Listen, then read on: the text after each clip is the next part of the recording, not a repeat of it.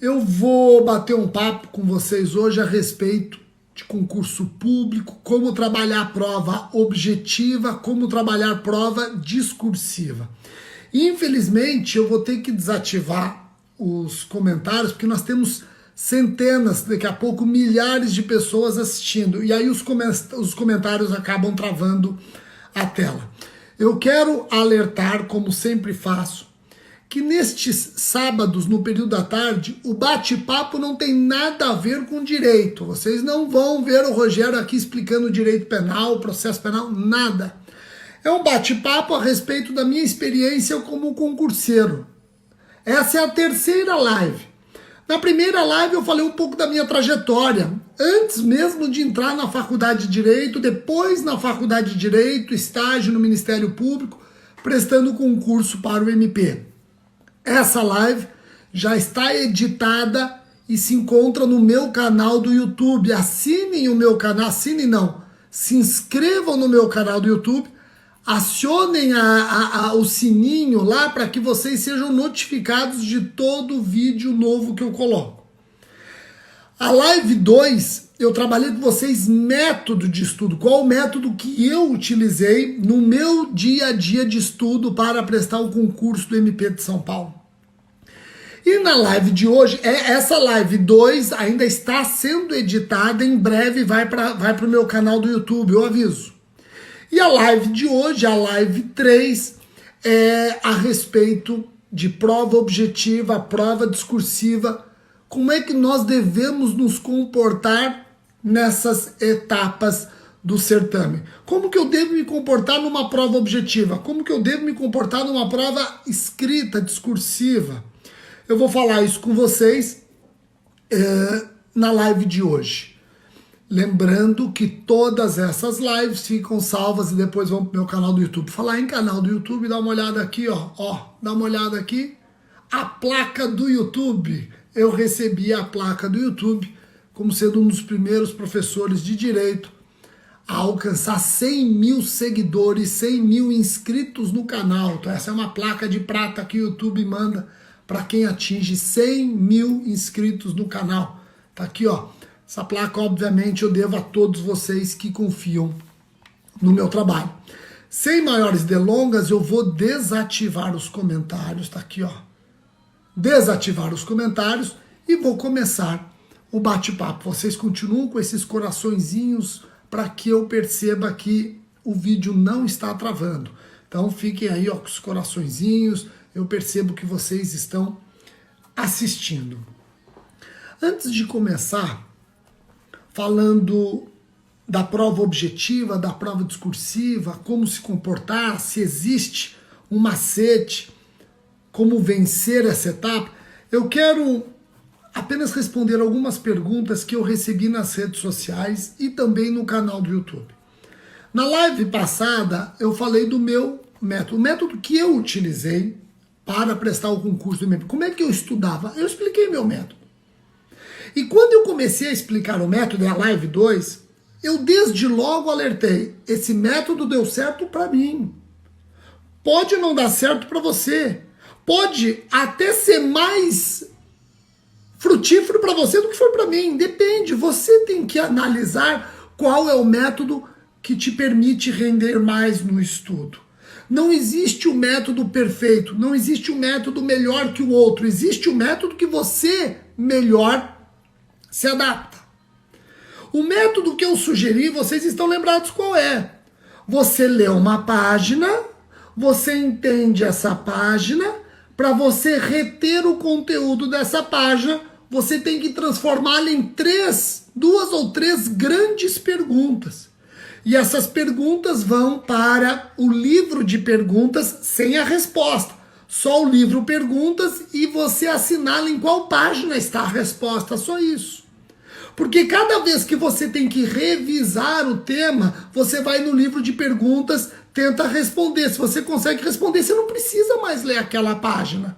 Agora, se você erra uma, duas vezes, então você cria um novo livro paralelo àquele que é o livro de erros. Ali você vai escrever a pergunta e a resposta. Esse método, ele te permite ler. Eu vi a Camila aqui já, eu conversei isso de manhã com os alunos do Les em Curso. Esse método te permite ler. O que é ler?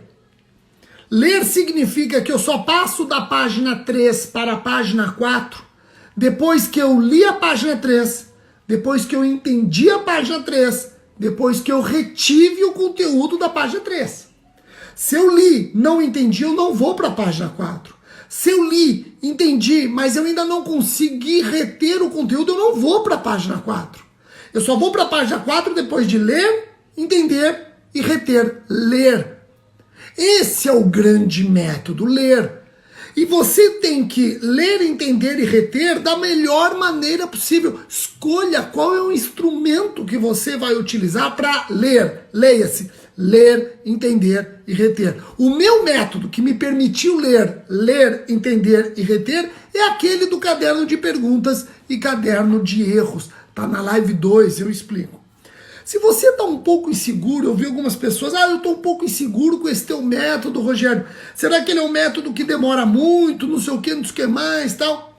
Faça uma experiência. Use esse método do caderno de perguntas e do caderno de erros, use esse método numa matéria. Numa matéria. Escolha uma matéria, as outras você estuda com o seu método que você está acostumado. Agora, aquela determinada matéria, aplique o método que eu sugeri, que eu testemunhei. Eu não estou aqui impondo esse método, mas experimenta. Você vai ver o resultado. Ele pode até parecer um método que te obriga a caminhar mais devagar, mas você com passos menos largos vai estar pisando muito mais firme. Concurso público, você já leu isso e eu testemunhei. Concurso público não é prova de 100 metros, é maratona. Concurso público não é jogo de truco, é jogo de xadrez, demora mesmo. Não adianta você querer correr 100 metros, você tem que pisar firme, ok? Bom, feito esse alerta como introdução, vamos lá. Na live de hoje, eu vou trabalhar o passo a passo na elaboração de uma prova no dia da prova objetiva e o passo a passo no dia de uma prova discursiva. E eu vou usar muito o padrão MP São Paulo, mas vocês vão adaptando aos concursos que vocês pretendem. Muda uma coisa ou outra, mas o que importa é o sentido que eu vou passar, o espírito que você deve aplicar numa prova objetiva e o espírito que deve aplicar numa prova discursiva. Eu estou trabalhando esse tema na live seguindo dicas de vocês. Vocês pediram isso também. Então, na próxima live, me digam qual é o tema que vocês gostariam que eu trabalhasse. Lembrando que não é nada jurídico, hein? Eu não vou ficar falando de direito penal e processo penal nessas lives de sábado à tarde. Então, vamos. Prova objetiva, prova múltipla escolha. Nós temos variações, prova CESP, VUNESP, Fundação Carlos Chagas, provas típicas do MP de Santa Catarina, aproveitando o meu grande amigo Henrique Rosa. Siga o Henrique Rosa no Instagram. Dicas excepcionais envolvendo, na minha opinião, um dos temas mais difíceis do direito e que fazem a diferença em concurso de MP, magistratura, que é o interesse difuso e coletivo. Siga o Henrique Rosa. Sigam, é quase que uma ordem para vocês seguirem o Henrique Rosa. Valiosíssimas postagens que ele faz. Ele tem um livro excepcional pela editora Juspódio, Tutela dos Interesses Difusos e Coletivos. Bom, eu falava da prova objetiva. A prova objetiva tem variações, CESP, Fundação Carlos Chagas, VUNESP. Tem provas que a prova objetiva é certo ou errado, verdadeiro ou falso. Tem prova que se você assinala uma alternativa errada, anula uma certa, e por aí vai. Tem vários estilos, mas nós vamos falar do basicão, de uma prova objetiva que normalmente é constituída de 100 questões com 4 horas, às vezes um pouco mais, 4 horas para o candidato resolver. Então você tem 100 questões objetivas e 4 horas para resolver. Rogério, e agora? Tem algum macete? Pessoal, eu conversava isso com a turma da manhã do curso Lessing, do Lessing Cursos. Quando você resolve prestar concurso, não adianta você chegar no dia da prova sabendo absolutamente tudo. Isso não basta. A partir do momento que você resolve prestar concurso, você tem que ter conhecimento e você tem que saber prestar o concurso. Tem que saber encarar aquela prova. E existe um fator que não pode ser ignorado pelo candidato numa prova objetiva, que é o fator tempo. Você tem 100 questões e 4 horas para resolver as 100 questões. Não adianta dar uma de vaca louca, ficar resolvendo e não se preocupar com o tempo. Esse é o candidato que acha que está numa prova de 100 metros rasos. Esse é o candidato que está jogando truco. Não é o estrategista, não é o jogador de xadrez. Você tem 100 questões para resolver em 4 horas. O tempo de 4 horas é um fator que não pode se ignorar. Você tem que saber resolver uma prova de 100 questões em 4 horas. Pronto. Eu estou aqui usando um tipo de prova que é a prova mais comum, 100 questões objetivas em 4 horas. Tem variações, mas a estratégia é a mesma. A estratégia é saber resolver as 100 questões ou X questões no tempo determinado. Aqui, no exemplo que eu estou dando, 4 horas. Se você sabe tudo, mas não controlou o tempo, chegou o termo final, deu 4 horas, você ficou sem responder 15 questões, porque não teve tempo, filho, você errou as 15 questões. O seu examinador, ele não tem ali um termômetro explicando que esse candidato aqui, olha, estava fervendo, sabia tudo, não teve tempo de fazer. Não, para ele você errou as questões. Você que sabia tudo e deixou 15 questões porque não teve tempo, foi tão eficiente quanto aquele que fez 85 questões e errou 15. A eficiência é a mesma. A prova objetiva é uma prova difícil porque ela nivela por baixo, ela não nivela por cima, ela nivela por baixo. Você sabe tudo e pode, de repente, ficar questionando o que está de errado numa alternativa e perder um tempão, sendo que outro candidato já chuta a letra A e acertou, resolveu em 10 segundos. Acabou fazendo com que aquele sortudo se desse muito bem e você muito mal. Então compreendam isso. A prova objetiva, ela te obriga a observar o fator tempo. Você vai treinar em casa fazendo provas objetivas cronometrando. Se você numa prova que tenha 5 alternativas, cada questão A, B, C, D, E, como é do MP de São Paulo, você tem 2 horas e 40 com 100 questões, você já sabe que a média é 2 horas, é 2 minutos e 40 segundos por questão. 2,4 segundos por questão. 2,4 minutos por questão. É a média. Eu nem gosto muito dessa média de 2,4 minutos por questão. Por quê? Porque eu gosto sempre de uma janelinha, de uma gordura de tempo para eu poder voltar atrás numa ou noutra questão e raciocinar melhor. Eu gosto de assinalar primeiro tudo no caderno, depois passar limpo. Então não adianta trabalhar com 2,4 minutos, que dá 2 minutos e quase 3 minutos. Não adianta você trabalhar com... Você precisa de uma janela, você precisa deixar uma gordura de tempo para poder passar limpo do caderno de respostas do caderno de perguntas para folha de respostas. Tá? Tudo isso é estratégia, Então, o segredo do sucesso numa prova objetiva é você dominar o tempo, você ter tempo. A pior coisa para um candidato numa prova objetiva é perceber o tempo indo embora e ele tem uma pancada de perguntas para responder. Isso é terrível. Isso traz uma intranquilidade de espírito absurda. Isso acaba te atrapalhando, faz você ficar com a vista absolutamente turva nas questões, você não enxerga detalhes. Candidato que sabe muito e tem pouco tempo, transforma perguntas fáceis em perguntas difíceis. Candidatos que não sabem tanto Candidatos que de repente nem sabem muito aquela matéria, mas tem mais tempo para ficar olhando, ele transforma uma pergunta difícil numa pergunta menos difícil. O tempo é fundamental numa prova objetiva. Se você tem que ter tempo, se você tem que dominar o tempo, se o tempo ele tem que ser um fator que agrega e não um fator que desagrega, qual é a dica que eu dou? É uma dica, tentem isso. Eu fiz e deu muito certo.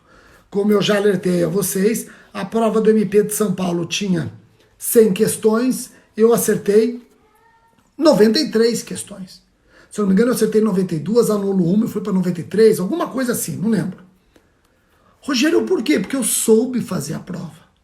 Eu consegui fazer essa prova sobrando tempo. E o que eu fiz? É uma sugestão, é um testemunho, não estou impondo. Eu impus você a seguir o Henrique Rosa, isso é uma imposição. Quando eu recebi o caderno de perguntas, a primeira coisa que eu fiz foi ler da pergunta 1 à pergunta 100. Primeira coisa que eu fiz, eu li da pergunta 1 à pergunta 100. Mas eu não só li. Eu fui lendo e conforme eu ia me deparando com aquelas perguntas que são dadas, são ridículas, são fáceis, eu já assinalava. Então todo mundo sabe que numa prova de 100 questões objetivas, todo mundo sabe isso, numa prova de 100 questões objetivas, 15, 20 questões são dadas. Ou elas são fáceis, ou ainda que não sejam fáceis, você domina muito. Então, lendo da questão 1 a questão de número 100, eu já ia assinalando aquelas perguntas mamão com açúcar. Sabe aquela pergunta? Eu não acredito que ele pergunta. Quais das alternativas abaixo não traz requisitos do fato típico? Puta, isso é baba. Requisitos do fato típico. Conduta, resultado, nexo causal, tipicidade. Pronto, tá aqui, ó. Pergunta baba. Tá ok? Então, tem perguntas que você não tem nem que perder tempo. Quando eu lia da pergunta 1 a 100, eu já ia assinalando essas perguntas mamão com açúcar. Isso significa que depois da primeira leitura, eu já resolvi, em princípio, 15% da prova. E eu tinha uma visão geral do concurso primeira fase. Eu já tinha uma visão. A partir do momento que eu leio da pergunta 1 a 100, respondendo aquelas mais fáceis, eu termino a primeira leitura com 15% da prova resolvida e com uma noção geral da prova. Ó, acabei de ler, li da pergunta 1 à pergunta 100, consegui responder 15 de cara e já entendi qual é a matéria mais difícil desse concurso. Eu já entendi onde está o calcanhar de Aquiles. Eu já percebi qual é a matéria que esse concurso resolveu explorar com mais dificuldade. Você já tem uma visão geral. Não bastasse isso, quando você lê de 1 a 100, assinalando as respostas evidentes, ao terminar a leitura, você não só tem essa visão geral, como não raras vezes, uma pergunta, ela está ligada a outra pergunta de maneira inconsciente. Nem o examinador percebeu que, de repente, uma pergunta, ela acaba combinando com outra e te ajuda. E te ajuda muito. Você, depois que fez essa leitura, você consegue detectar, nossa, exploraram muito letra de lei. Nossa, exploraram bastante jurisprudência. Ixi, tem doutrina aqui, hein? Pronto, você tem uma visão geral. E isso você vai demorar o quê? Você vai demorar 25 minutos? 20 minutos? Então você tem 4 horas para fazer a prova. Depois de 20 minutos, 20, 30 minutos, você já resolveu 15% da prova e já tem uma visão geral da bagaça. Certo? Certo. Qual é a etapa seguinte? O que eu fiz na etapa seguinte? Eu fui para as matérias que eu mais dominava. Depois que eu fiz essa primeira leitura, assinalando as alternativas, já trabalhando as perguntas ridículas, eu fui para as matérias que eu mais dominava. Então eu já parti para penal, processo penal e constitucional. Já parti para as 3, comecei a fazer. Fiquei nas três. Agora, mesmo nas matérias que eu mais dominava, tinha aquela pergunta que eu falava, não sei. Isso aqui vai exigir de mim um raciocínio ímpar. Eu deixava em branco. O que acontecia? Depois que eu terminava as matérias que eu mais sabia, deixando em branco aquelas perguntas que iam exigir de mim um raciocínio tremendo, eu tinha 2h30, mais ou menos, para fazer a prova e já tinha resolvido 60%. Ou seja, eu tinha quase que 2 horas para trabalhar 40%, 35% da prova. Tá ótimo, eu estou dominando o tempo. Aí eu partia para aquelas matérias que eu menos gostava, que não significava que nelas eu ia encontrar as perguntas mais difíceis. Às vezes, nas matérias que eu menos gostava, a prova estava até mais fácil do que as matérias que eu gostava. Não tinha pegadinha. O que acontecia? Seguindo essa ordem, ler da pergunta 1 a 100, assinalando desde logo as alternativas das perguntas babas. Depois eu partia para as matérias que eu mais dominava, deixando em branco as questões que pareciam impossíveis. Aí eu partia para as matérias que eu menos dominava. Nem sempre essas matérias tinham as perguntas mais difíceis. Eu já tinha trabalhado em torno de 75% da prova, faltando 25%, e esses 25% eu tinha praticamente 1h30 para resolver. 1h30 para trabalhar 20 questões. 1h30 para trabalhar 20 questões. 20 questões que tinham questões difíceis, questões que eu nunca ouvi falar e questões que eu precisava raciocinar com calma. Agora, como eu tinha bastante tempo e eu podia me debruçar nessas 20 questões, nessas 15 questões, eu podia me debruçar, eu tinha tempo suficiente para olhar pegadinhas, raciocinar, escrever, pensar. Pessoal, dessas 20 questões, eu me debruçando com o tempo, de repente, essas 20, 10 eu desvendava. E as outras 10? Você podia me dar 20 horas que eu não ia acertar. Nunca vi, não adianta, não lembrava, não ia acertar. Não ia acertar. MP de Minas, cobrou numa primeira fase, teoria da graxa, não adianta.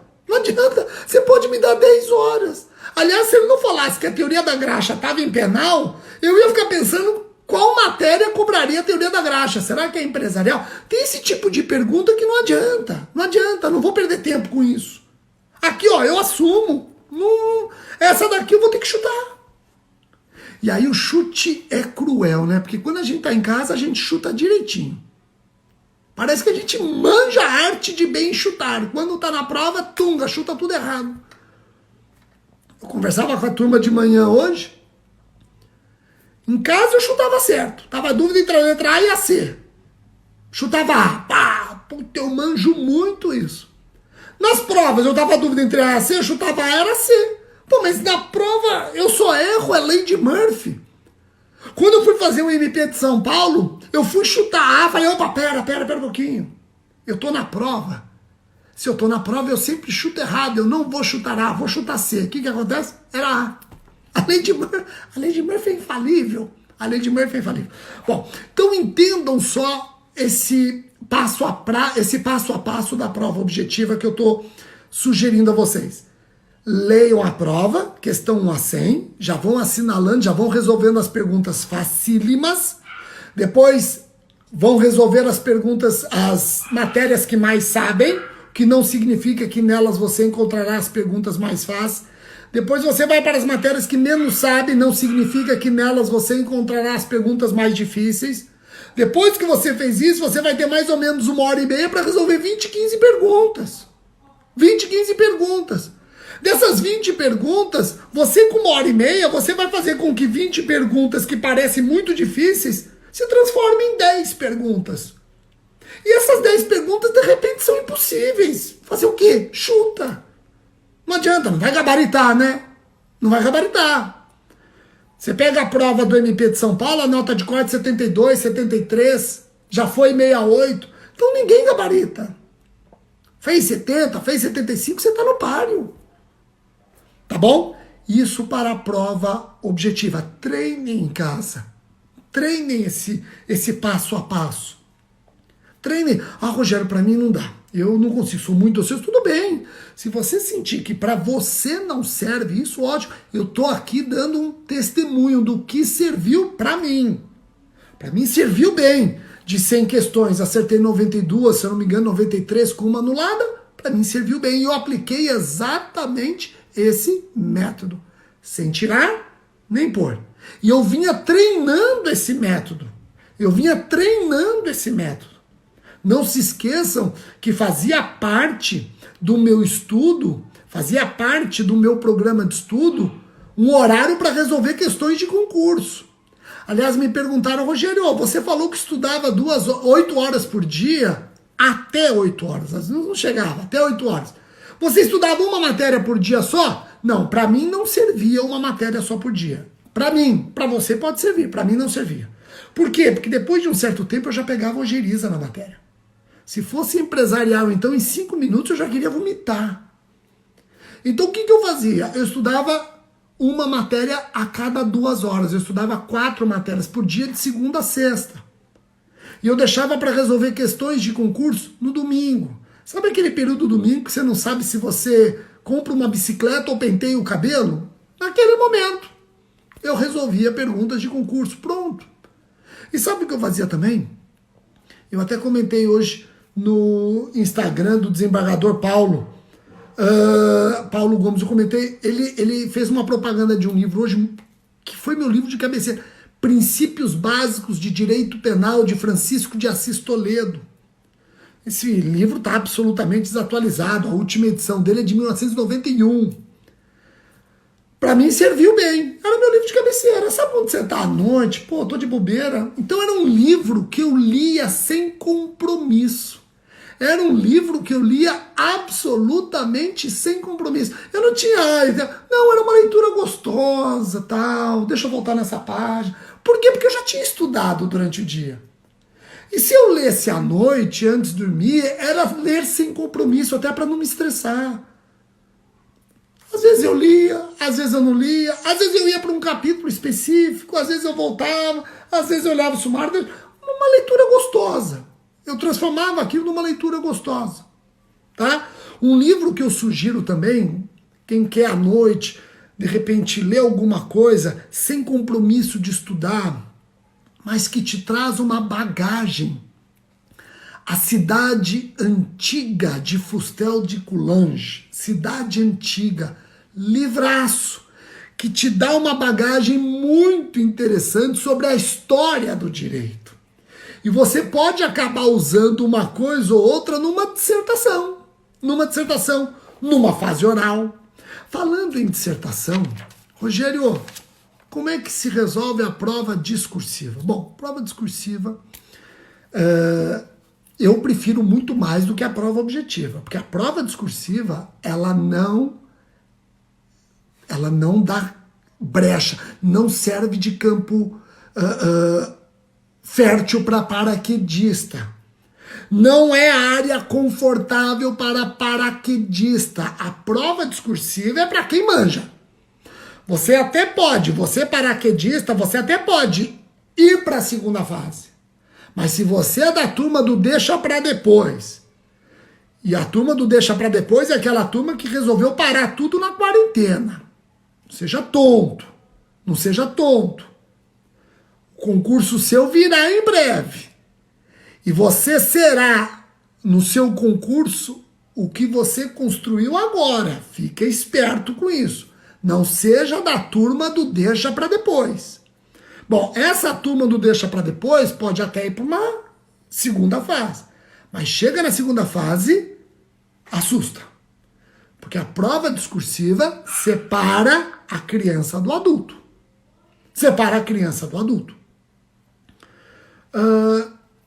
O pessoal do Rodadas de Legislação Penal Especial que eu fiz no Les em Curso, que eu fiz uma reunião hoje de manhã pelo YouTube. Vocês viram as duas questões discursivas. Para você discorrer em 80 linhas, se a Lei Maria da Penha tutela a mulher trans, se o advogado pode praticar abuso de autoridade, opa, não adianta, tá? Então vejam, qual é o segredo, na minha opinião, da prova discursiva, da prova escrita? O segredo está numa coisa chamada rascunho. Rascunho. Reparem que toda prova escrita, ela tem rascunho. E tem candidato que acha que tem que fazer uma prova no rascunho e depois passar limpo. Esse candidato não sabe dominar o fator tempo.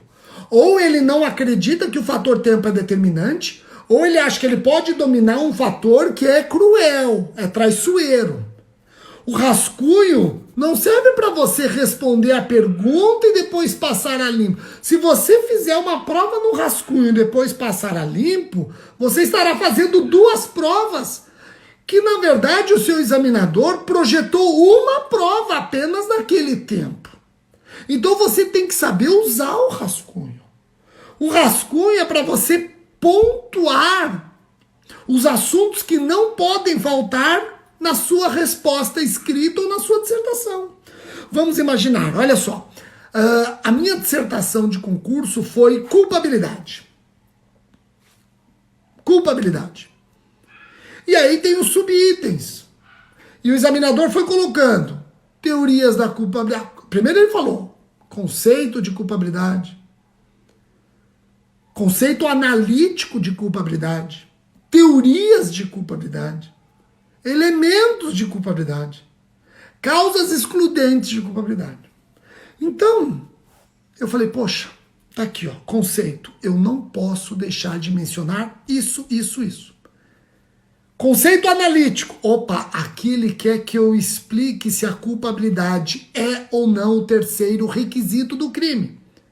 Mas eu não vou querer escrever terceiro requisito do crime, porque todo mundo vai escrever requisito. Eu quero diferenciar minha prova.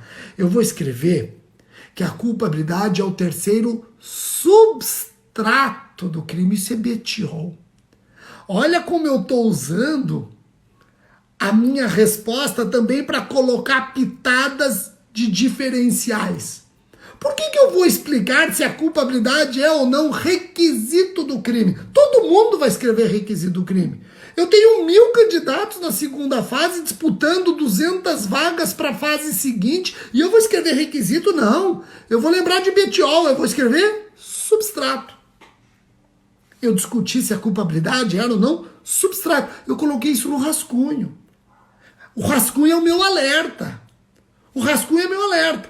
Então eu falei, conceito de culpabilidade, e esse conceito está umbilicalmente ligado à posição analítica da culpabilidade na teoria do crime, onde eu falei que a culpabilidade aparece como terceiro substrato, de acordo com a teoria tripartite. Tem uma outra corrente, a bipartite, que entende que a culpabilidade não é substrato, tal. Pronto. Aí depois vem teorias da culpabilidade. Puta merda, teorias da culpabilidade. O que é isso aqui mesmo? Ah, lembrei. Aqui eu tenho que falar da teoria psicológica. Não posso deixar de mencionar que a teoria psicológica tem base causalista. Depois eu tenho que falar da teoria psicológica normativa. E não posso esquecer de alertar que a teoria psicológica normativa tem base neocantista. Putz, aqui é muito importante eu falar do dolo normativo. Depois eu tenho que falar da teoria normativa pura. E tenho que lembrar que a teoria normativa pura pode ser extremada e limitada. E, aliás, a diferença entre as teorias extremada e limitada é exatamente o tratamento da discriminante putativa sob situação de fato. A teoria extremada acha que é erro de proibição, a teoria limitada acha que é erro de tipo. Pronto, tá aqui, ó. Eu não posso deixar de falar isso no tema teorias. Aí ele pediu elementos da culpabilidade. Fica fácil. Imputabilidade, potencial consciência da licitude e elegibilidade de conduta diversa. Facinho. Aí eu expliquei cada um. Quando eu expliquei imputabilidade, eu falei, pô, deixa eu fazer um alerta que eu acho que ninguém vai fazer. Deixa eu explicar que a capacidade penal não depende da capacidade civil. A pessoa pode ser capaz civilmente, emancipado, mas se não tem 18 anos, é incapaz penalmente. Olha só. Poxa, eu tenho que falar da imputabilidade e as causas de exclusão. Eu vou ter que falar da menoridade. Olha que interessante, eu vou falar se a menoridade no Brasil, menor de 18 anos, segue critério científico ou se segue um postulado científico ou critério de política criminal. Pô, eu vou lembrar que a Convenção Americana de Direitos Humanos não diz que o menor inimputável é o menor de 18 anos, ela deixa cada estado decidir quem é o seu menor de idade. Pô, eu não vou deixar de mencionar aqui se nós devemos ou não reduzir a maioridade penal. Ou se o artigo 228 da Constituição é cláusula pétrea. Ponto. Eu não posso deixar de... Tudo isso no rascunho.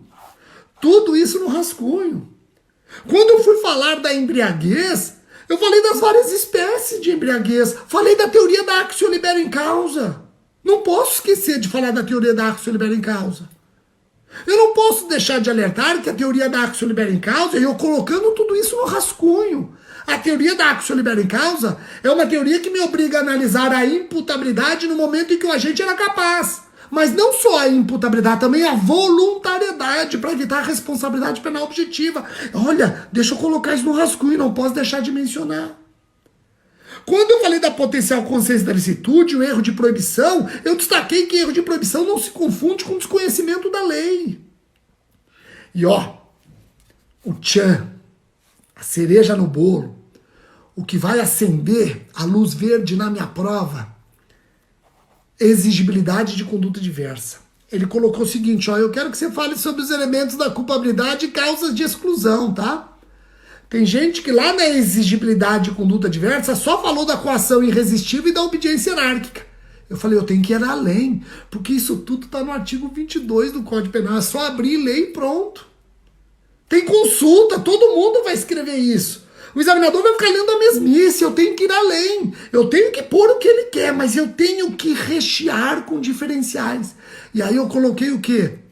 Eu coloquei causas supralegais de exclusão da culpabilidade. E essas causas supralegais, a porta de entrada é exatamente a exigibilidade de conduta diversa. Ou melhor, inexigibilidade de conduta diversa. Quantos candidatos discorrendo sobre culpabilidade, seus elementos e causas de exclusão, lembraram de falar das causas supralegais? E dando exemplos, eu dei exemplos.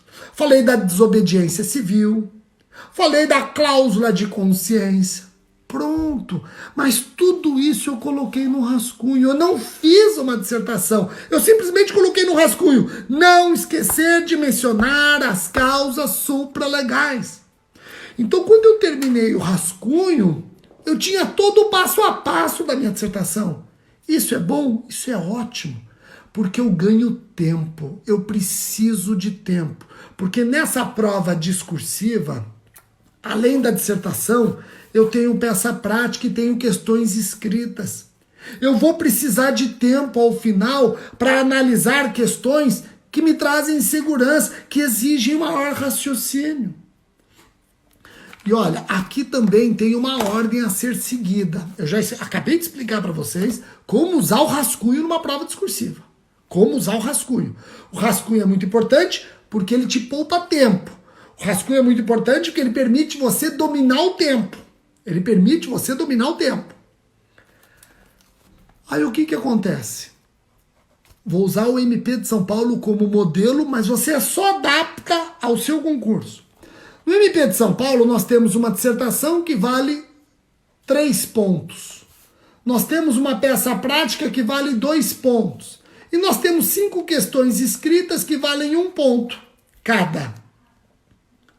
Bom, é óbvio que eu leio a prova inteira e se eu já sei uma ou outra questão que vale 1 ponto, eu já resolvo. Aí eu parto para quê? Para a dissertação, que vale 3 pontos. Eu não vou perder tempo, eu vou para a dissertação. Depois da dissertação, eu vou para a peça prática, que vale 2.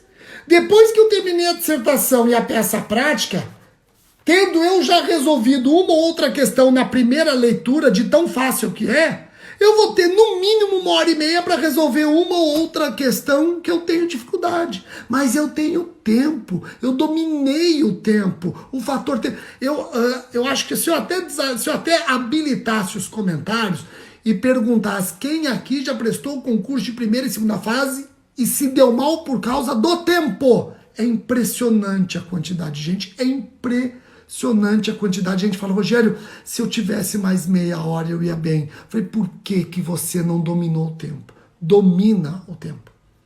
Tá ok? Então, quando você vai fazer a prova de segunda fase, leia a prova inteira e se você já puder fazer uma outra pergunta fácil, tranquila, já faça. Depois você vai para as partes mais valiosas, que mais valem, mais pontuação tem. Aí vai para a etapa seguinte com menos pontuação e deixa as questões que valem normalmente 1 ponto para o final. Como você já resolveu uma ou outra, você vai ficar com o quê? 2 questões, talvez? Essas 2 questões você pensa, matuta, raciocina, tenta buscar lá na cachola. E evitar deixar questão em branco. Claro, você não faz a mínima ideia do que está escrito, não vai viajar na maionese. Mas evita deixar questão em branco. Hoje eu conversava com o aluno Jorge, conversava com o aluno de manhã, aluno do Les em curso. Eu conversava com o Jorge falou, pô, essa pergunta discursiva aí sobre o advogado e o crime de abuso de autoridade, eu não sabia nem por onde começar. Sabe o que eu fiz, Rogério? Eu comecei a falar do advogado atuando como coautor ou partícipe de crime de abuso de autoridade. Comecei a falar do advogado nomeado, etc. Pô, perfeito! Perfeito! Você pode não ter entrado no âmago da questão, aquilo que eu efetivamente queria, mas você não vai tirar 0. Você não vai tirar 0. E você não tirando 0, reparem quantas pessoas ficam na segunda fase, deixam de ir para a fase oral por causa de 0,40 pontos, por causa de 0,30, por causa de 0,15. Eu até costumo brincar com os alunos o seguinte, ó. É brincadeira isso aqui, tá? Ó. Você tá numa prova discursiva, tem aquela pergunta que você não faz a mínima ideia do que seja, a mínima. Você não sabe se aquilo é para comer ou passar no cabelo, sabe aquela? Você não sabe como... Rogério, a minha vontade é olhar, Senhor, aliviai minha dor. Eu costumo brincar, falar para os alunos, escreva o seguinte, princípio da dignidade da pessoa humana. Pô, tá tão em moda, é tão chique esse princípio, que eu acho que o seu examinador vai lá 0,5. Pronto, tão chique. Título de crédito, puta merda, eu não sei o que é isso. Endosso em preto, tem uma coisa assim, endosso em preto, dignidade da pessoa humana. E Deus nos ajude. Pronto. Tá ok? Joia, pessoal. Isso é muito importante. Você consegue perceber da live de hoje como é importante você dominar o tempo. E você não domina o tempo a primeira vez que está sentado ali, tomado de nervosismo, e o nervosismo é normal. Você vai dominando o tempo na sua casa, no seu treino. Você aprende a dominar o tempo no treino. No dia da prova, você vai apresentar o método que você encontrou para dominar o tempo. Você não tem que fazer, você não tem que no dia da prova fazer experiência. A experiência não é para acontecer no dia da prova. Você já fez experiências várias no seu estudo. No dia da prova é para aplicar a experiência mais eficiente que você encontrou. Tá joia? Com isso, pessoal, eu termino esta live deixando claro que isso aqui tudo deu certo para mim. Você pode muito bem usar o que eu estou falando ou adaptar. Tem gente que fala para mim, eu adaptei. Eu peguei uma coisa ou outra que você falou e eu adaptei. Pronto, beleza. Beleza. Tá joia? Eu gostaria de ouvi-los. Qual tema vocês querem que eu converse na próxima semana? E principalmente, se esta live foi frutífera, Rogério, eu tô gostando, deixem críticas. Podem deixar críticas, não tem problema. Deixar crítica é diferente de ser estúpido, né? A gente tem que deixar isso muito claro. Crítica, diferente de ser estúpido. Mas pode deixar crítica. Eu gosto de crítica. Não raras vezes vocês percebem no meu Instagram eu colocando assim, ó, respeito sua opinião. Respeito, não tem problema. Então coloque, eu vou colocar daqui a pouco alguma coisa dessa live. Nela vocês me digam se valeu a pena, se tá valendo a pena e o que vocês gostariam para a próxima. Eu leio tudo, como vocês percebem, eu leio absolutamente tudo, tá bom? Muitíssimo obrigado pela atenção de vocês e até mais.